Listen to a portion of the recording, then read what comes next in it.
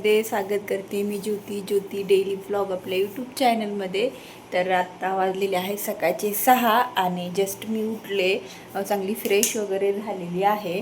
Brush पण केलेला आहे. विशूला उठवलं, विशूला पण ब्रश वगैरे करायला लावलं. ईशाननी सुद्धा ब्रश वगैरे केला आहे, सोनूनी पण केला आहे. सोनूची तर आंघोळ पण झाली आहे.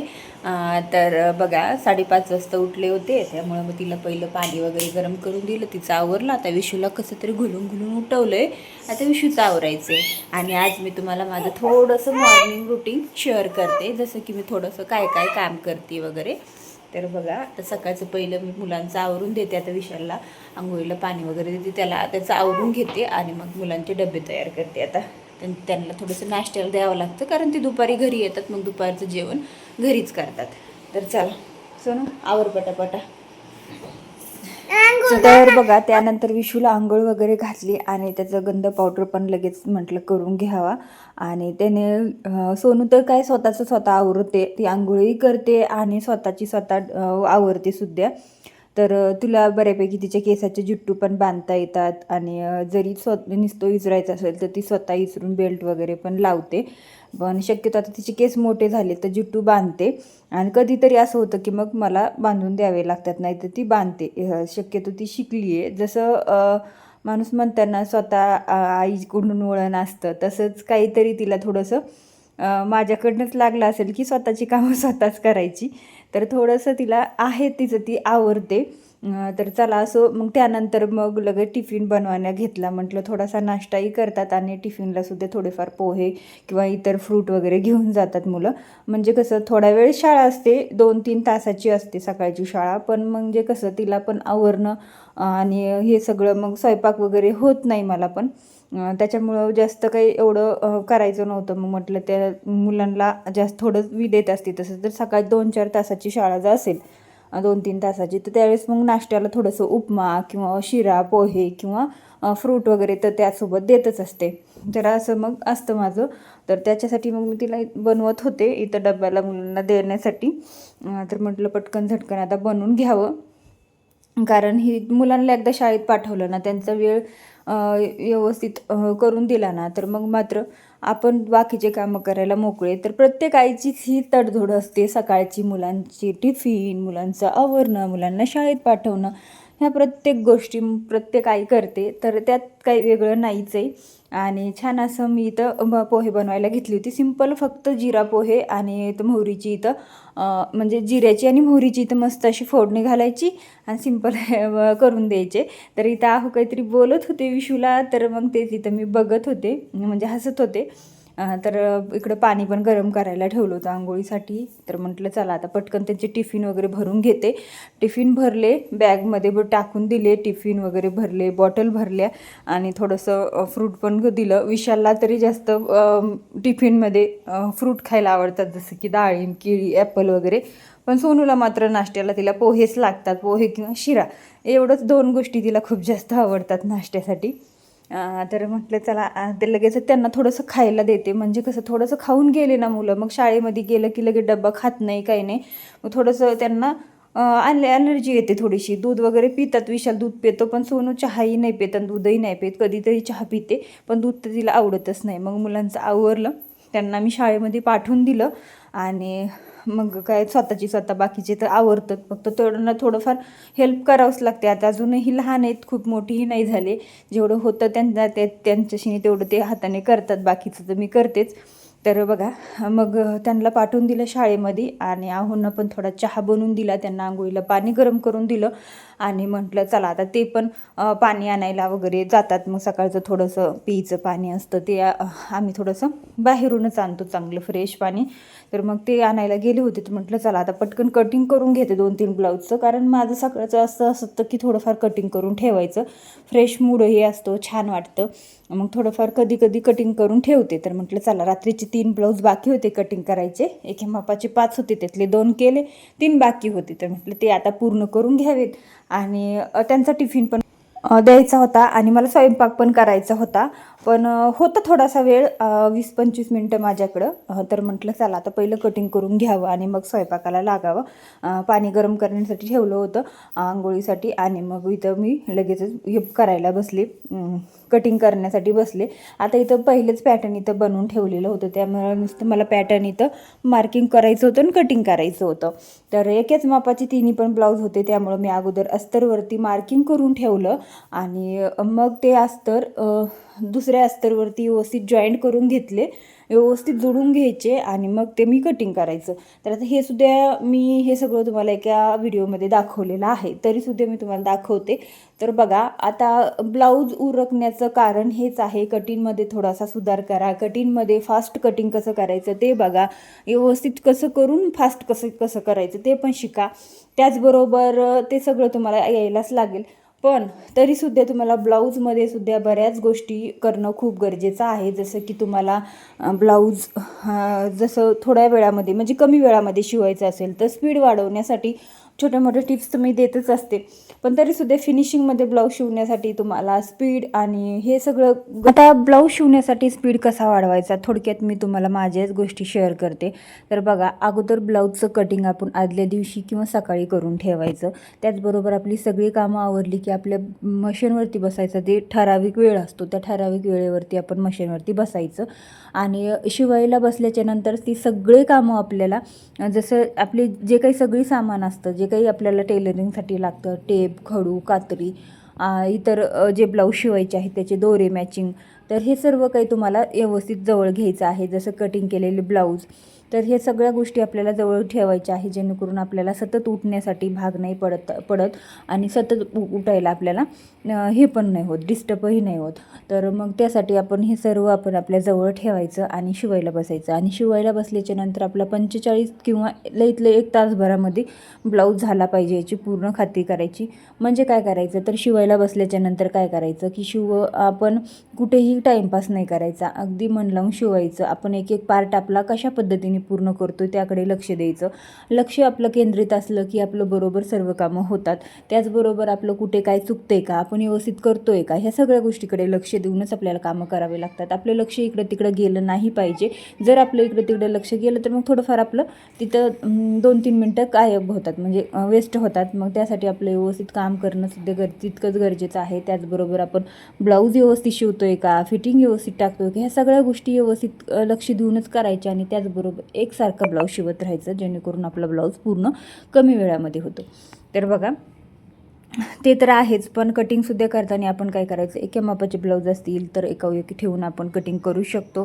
त्याचबरोबर जे कोणी कस्टमर आपले रेग्युलर असतील त्यांचे आपण कायमचे मापं काढून ठेवायचे. एखाद्या कस्टमरला कटोरी ब्लाऊजच लागतो, त्यांचा कटोरी ब्लाऊजच माप काढून ठेवायचं. एखाद्या कस्टमरला 4 टक्स ब्लाऊजच लागतो, त्यांचं 4 टक्स ब्लाऊजचंच माप काढून ठेवायचं. एखाद्या प्रिन्स कट लागतं, प्रिन्स कटचंच माप काढून ठेवायचं. किंवा 4 टक्स आणि प्रिन्स कट तर डायरेक्ट आपण अस्तरवरती करतो, पण कटोरी ब्लाऊजमध्ये आपल्याला बराच वेळ लागतो. मग त्याचं पॅटर्न काढा, परत त्यांची मापं काढा, पॅटर्न काढा आणि त्यानंतर ते पॅटर्न ठेवून अस्तरचं कटिंग करा, मग मेन ब्लाऊजचं कटिंग करा, मग त्या कुठे ब्लाऊजचं पूर्ण कटिंग होतं. तर मग त्यासाठी आपल्याला काय करायचं, एकाच वेळी त्यांचं पॅटर्न करून ठेवायचं. मापं त्यांना कुठे काय ॲडजस्टमेंट करावं लागतं ते सर्व आपण त्यामध्ये लिहून ठेवायचं. म्हणजे कसं सगळ्या गोष्टी आपल्याला प्रॉपरली कटिंग करायला बसलं की लक्षात येतात आणि त्या गोष्टी लक्षात आल्या की मात्र आपलं कटिंगही फास्ट होतं. तर आता बघा, इथं मी 3 ब्लाऊज कटिंग केले, पूर्ण 3 ब्लाऊज कटिंग केले. पण हे ब्लाऊज मी किती वेळामध्ये कटिंग केले असतील तर तुम्हीच सांगा, कारण व्हिडिओ किती मिनटाचा आहे, आपण काय करतो हे तर समजतच असेल तुम्हाला. तर लईतले हे 3 ब्लाऊज मी कटिंग केले फक्त आणि फक्त 20 मिनटामध्ये. तरीसुद्धा समजा बाकीचं सामान घ्यायला, पॅटर्न हुडकायला किंवा इतर काही गोष्टी आपल्याला जवळ घेईल त्यामध्ये वेळ जातो 4-5 मिनिट आणि लईतले 15 ते 16 मिनटंमध्ये मी हे सगळं कटिंग केलेलं आहे. कारण इतकं पटकन कटिंग होतं ना, तर आपण असं करून ठेवायचं. आता हे ब्लाऊज तर तुम्हाला माहितीच आहेत, मी कालच्या व्हिडिओमध्ये दाखवले होते, जे की माझ्या आईचे आहेत. आणि 2 ब्लाऊज तिचे काठापदराच्या साडीवरचे होते, जे की 2 साड्या तिच्या नवीन आहेत, म्हणजे ह्यासुद्धा नवीनच आहेत पण काठपदर साड्या आहेत. तर त्याचे मी 4 टक्स ब्लाऊज कटिंग केले आणि ते की मी रात्रीच करून ठेवले होते. आणि हे 3 ब्लाऊज आहेत ते डेली यूजचे आहेत आणि हे कटोरी ब्लाऊज आहेत. तर मग हे कटोरी ब्लाऊज मी तिला डेली यूजला कटोरी ब्लाऊजच लागतात. तर मग मी ते कटोरी ब्लाऊजचं पॅटर्न काढून ठेवलेलं आहे आणि तेच पॅटर्न मी व्यवस्थित मार्किंग करून घेते आणि ते अस्तरवर एक भरपूर काशी ब्लाऊज असतील तर तेच मार्किंग केलेलं अस्तर मी ते ठेवते, जसं की तुम्ही व्हिडिओमध्ये बघितलंच आता. आणि तसं सगळं अस्तरचं एकदमच कटिंग करून घेत असते आणि त्यानंतर मग मेन फॅब्रिकचं एक एक कटिंग करून घेत असते. तर अशा पद्धतीने जर कटिंग केलं तर तुमचं कमी वेळामध्ये कटिंगही होतं, वेळही वाचतो. तर अशा पद्धतीने मी करत असते.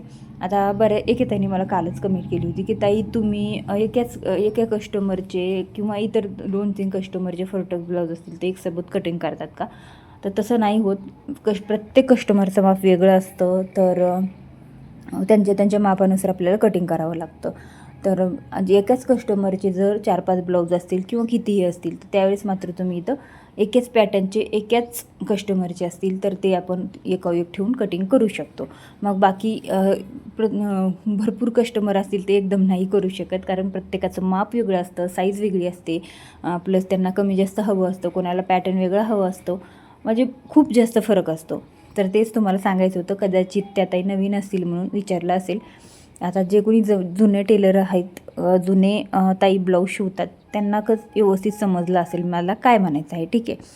अशा पद्धतीने आता मी इथं एक ब्लाऊजचं माझं कटिंग तर रेडी झालेलं होतं. आता मला 2 ब्लाऊजचं सुद्धा ते बाकीचं कटिंग करून घ्यायचं होतं आणि माझं इथं कटिंग तर चाललेलंच होतं. पण बघा, ब्लाऊजचं कटिंग करताना तुम्हाला जेव्हा वेळ मिळेल तेव्हा तुम्ही कटिंग करून ठेवायचं आणि जेव्हा वेळ मिळेल तेव्हा तुम्हाला ब्लाऊज शिवायला बसायचं. अशा गोष्टी तुम्ही करायच्या, जेणेकरून गोष्टीसुद्धा व्यवस्थित आणि सोप्या पद्धतीने होतात आणि आपल्याला पटापट काम करायची सवय लागली ना हाताला, की मग मात्र एनर्जी इतकी येते ना कामाला की आपण कधीच बसू नाही शकत, असं होतं. माझं तरी असंच होतं की कधी मला ना खूप म्हणजे खूप डोकं दुखायला लागलं किंवा इतर काही डोकं म्हणजे काही समजा आजारी वगैरे असली मी, तरी मला आजारी असली तरी मला कंटाळा येत नाही, की असं वाटतं की आत्ता फ्रेश व्हावं पटकन आणि माझं आजारी पण जावं आणि मी पटकन कामाला लागावं. मग इथलं घरातलं काम असो किंवा टेलरिंगचं काम असो, असं असतं माझं. कारण मला बसवत नाही, की मला माझ्या डोक्यातच चाललेलं असतं की मला हे काम करायचं आहे, माझं ते काम पूर्ण नाही झालेलं, माझं ते काम पूर्ण झालेलं आहे, किंवा माझं हे बाकी आहे. हे सगळ्या गोष्टी माझ्या डोक्यामध्ये चाललेल्या असतात. तर मग हेच मी करत असते आणि त्याचबरोबर मुलांकडे लक्ष देणं, मुलांचं खाणं पिणं, घर, हे सगळ्या गोष्टी सांभाळते. हे तर तुम्हाला बघतायच आहे तुम्ही डेली ब्लॉगमध्ये. आणि खरंच तुम्हाला जर करायचं असेल तर नक्की करत जा. पण तुम्हाला फास्टमध्ये करायचं असेल तर तुम्ही नवीन असाल तर थोडासा वेळ लागू शकतो, डायरेक्ट नाही होत. आता हेच कष्ट करण्यासाठी आणि हे फास्टमध्ये काम करण्यासाठी मी हे म्हणजे किती वर्ष प्रॅक्टिस केलेली आहे.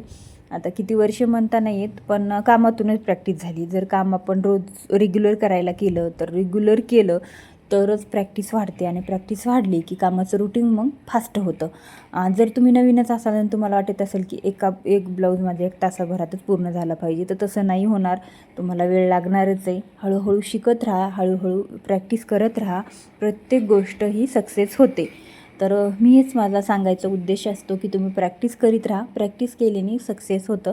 आणि बघा, ज्यावेळेस आपल्याला खूप सारे कस्टमर असतात, मग त्यावेळेस मात्र आपल्याला काम उरकावं लागतं. आणि मग ज्यावेळेस तुम्ही प्रॅक्टिस करत तुमचे कस्टमर गोळा करायचे आणि मग मात्र तुमचा कामाचा वेग आणि हे सगळ्या गोष्टी तुम्हाला हळूहळू वाढवता येतील. हळूहळू स्टेप करत जा. स्टेप बाय स्टेप सर्व काही होतं. माझं तरी असंच असतं, कारण माझ्या डोक्यामध्ये सतत कामाचे विचार असतात की चला आता हे करायचे, ते करायचे, असं करायचे, तसं करायचे. तर आता इथं कोण माझे टेलर मैत्रिणी व्हिडिओ बघतात तर कमेंट बॉक्समध्ये नक्की कळवा आणि कोणाचं असं असतं ते सुद्धा कळवा. तर बऱ्याच ताई मला कमेंट बॉक्समध्ये म्हणतात की ताई तू किती काम करती, थोडासा आराम करत जा, थोडीशी स्वतःची काळजी घेत जा. तर मी स्वतःची सुद्धा काळजी घेते. असं नाही की मी रात्रंदिवस ब्लाऊजच शिवते. कामही करते, आरामही करते. रात्रीचं मी जास्त वेळ काम नाही करत. जे काही करते मी दिवसाचंच करते. रात्रीचं फक्त ज्यावेळेस सीझन असेल, त्यावेळेस सणवार असेल, अर्जंट ब्लाऊज असेल त्यावेळेसच मी करते. नाहीतर रेग्युलर मी रात्रीचं काम नाही करत. 10 वाजता मी झोपून घेते, 10 ते 10:30 वाजता. आणि ज्यावेळेस सीझन असेल त्यावेळेस मात्र मग मला 11, 12, 1 वाजेचं काम करावं लागतं, जेणेकरून ते कामं पूर्ण होतात. आणि ज्यावेळेस नसतं त्यावेळेस मग आपलं रेग्युलर 10 वाजता संध्याकाळी झोपून जाते, सकाळी 6 वाजता उठते. तर असाही आराम असतो संध्याकाळचा असतो. कधीतरी मी दिवसाही सुद्धा कधी आराम करते किंवा इकडे तिकडे जायचं असेल त्यावेळेस तर कामाचा स्टॉप होतोच. तर माझी इतकी काळजी करतात त्याबद्दल मला खरंच खूप छान वाटते. त्यानंतर मग कटिंगचं काम आवरून घेतलं आणि अंघोळ वगैरे केली, देवाला नमस्कार केला. देवपूजा तर माझे आहोच करतात आणि त्यामुळं आणि त्यानंतर मग लगेच पीठ मळलं, भाजी चिरून भाजी टाकली. तिकडं कोबूची भाजी दुसऱ्या गॅसवरती शिजत होती कढईमध्ये आणि इकडं लगेचच चपात्या करायला घेतल्या. तर असं असतं माझं सकाळचा स्वयंपाक. तर सकाळचा स्वयंपाक माझा अर्ध्या ते पाऊण तासामध्येच उरकून घेत असते मी, कारण लईत लई मला 1 तासभर स्वयंपाकासाठी किचन वगैरे पुसून घ्यायला तेवढं लागतो. जर समजा भाजी चिरून वगैरे बनवायची असेल तर, आता पालेभाज्या किंवा इतर फळभाज्या आपल्याला फक्त चिरून पटकन त्या बनवायच्या असतात, त्यावेळेस मात्र ते पटकन झटकन होतं. आणि जर एखादी मसाल्याची वाटण्याची भाजी असेल तर मग तिथं थोडेसे 4-5 मिनिट जास्त लागतात.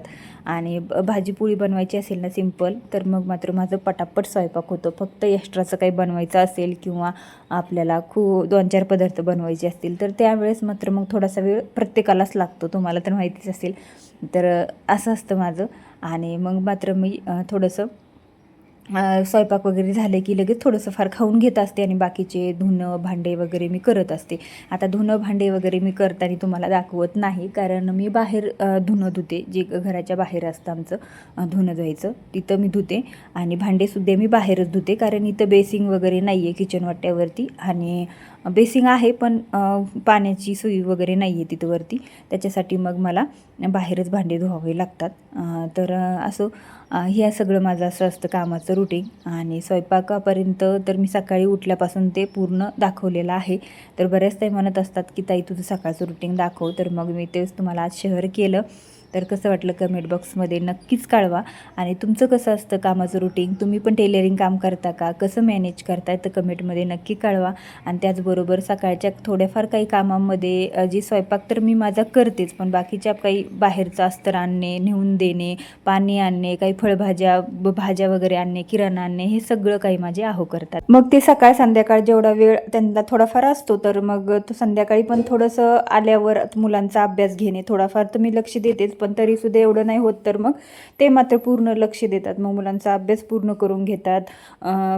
प्लस काय होतं की मग काही ब्लाऊज शिवलेले असतात जे बाहेरचे लांबचे असतात, मग ते द्यायचे असतात तर ते स्वतः नेऊन देतात. अस्तर आणायचे असतील, फॉल आणायचे असतील तर ते जे काही आणायचे असतील ते आणून देतात. आणि बऱ्याच काही गोष्टी ते मला करण्यासाठी मदत करतात. मग तर बघा इथं मी सकाळी अस्तर आणण्यासाठी त्यांनी अस्तर आणून दिले होते, तर तेच मी इथं चेक केले आणि खाली इथं लिहून ठेवत आहे. पण इथं कॅमेरा मात्र मी ट्रायबोर्डला लावलेला होता, त्याच्यामुळे तो वरीच राहिला. तर मग इथंच मी तेच इथं लिहून ठेवत असते अस्तर वगैरे किती आणले काय आणले, म्हणजे कसं महिन्याच्या शेवटी ते हिशोब लागतो. आणि खूप सारी मदत होते. बाहेरचे जे काय आणणं नेणं ठुणं असतं ते सगळं ते आहो बघतात, म्हणून मी बिंदास घरामध्ये काम करू शकते. एकामागे एक माझे कामं मग सुरूच असतात. तर चला आजचा व्हिडिओ इतकाच. व्हिडिओ तुम्हाला कसा वाटला कमेंट बॉक्समध्ये नक्की कळवा. व्हिडिओला लाईक करा, शेअर करा आणि चॅनलला सबस्क्राईब. भेटू उद्याच्या